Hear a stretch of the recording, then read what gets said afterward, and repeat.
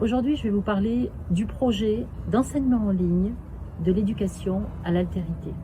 Notre société voit se développer de nouvelles formes de violences sexuelles, sexistes et genrées, aggravées par les confinements successifs. Le développement incontrôlable des réseaux sociaux chez les jeunes est porteur d'une très grande violence, souvent sexuée. Internet véhicule de la pornographie accessible dès le plus jeune âge. Cette évolution sociétale est source de grandes perturbations dans la construction de ce qui définira la vie sexuelle et affective des individus. C'est pourquoi informer en connaissance de cause les préados et les accompagner durant toute leur adolescence en milieu scolaire est un devoir éducatif et sociétal.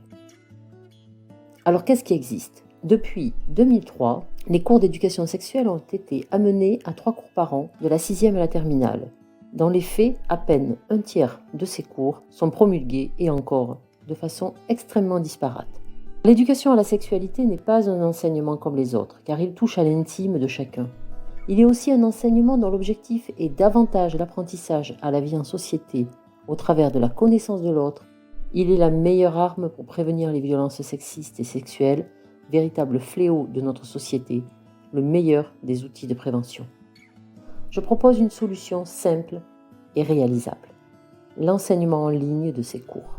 Car un nouvel élément s'est installé dans notre univers, l'omniprésence du numérique dans nos vies et surtout dans celle de nos enfants et de nos jeunes qui ont su s'approprier cette technologie au point que bon nombre de parents sont dépassés par leurs enfants. Que ce soit les réseaux sociaux, l'utilisation scolaire d'Internet, des tableaux interactifs ou la dématérialisation explosive des services publics, Internet est partout dans la vie de nos enfants. Les confinements de la crise de la Covid-19 nous ont montré que l'enseignement en ligne pouvait être salvateur et apporter des réponses. Ces situations inédites ont prouvé que le téléenseignement était possible. Alors pourquoi ce MOOC ? Parce qu'il est adapté, car l'entrée au collège est l'âge idéal selon l'OMS et les experts en psychologie pour aborder l'éducation sexuelle. Parce qu'il est contemporain, car les nouveaux comportements chez les jeunes et surtout l'utilisation du numérique sont propres à notre époque. Parce qu'il est respectueux, car le sujet abordé demande tact, intimité et personnalisation. Et enfin parce qu'il est universel. Un enseignement en ligne permet d'atteindre et d'informer l'ensemble des élèves sans qu'on intervienne les distinctions sociales, environnementales et économiques des familles, ni les différences de qualité et de moyens des établissements scolaires. Comment ça marche ? À la rentrée en 6e, chaque élève se voit remettre un identifiant et un mot de passe pour accéder à l'enseignement en ligne. Il conserve cet identifiant jusqu'en terminale, quel que soit son type d'enseignement, public, privé, hors contrat, professionnel. Les cours et leur contenu sont adaptés à chaque tranche d'âge relatif au niveau de scolarité.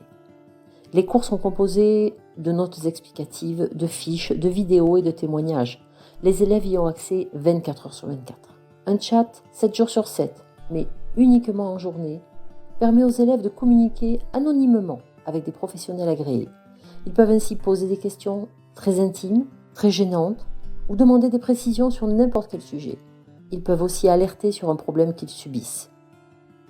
Des contrôles sont régulièrement soumis aux élèves, non pour les évaluer, mais pour vérifier qu'ils ont bien pris connaissance des contenus. Les parents peuvent accéder au contenu des cours, mais ne peuvent pas avoir accès aux chats de leurs élèves qui restent sécurisés. Le cours à l'éducation sexuelle et affective par un intervenant est maintenu, mais passe de 3 par an à un seul, ce qui, enfin, pourrait en permettre l'effectivité.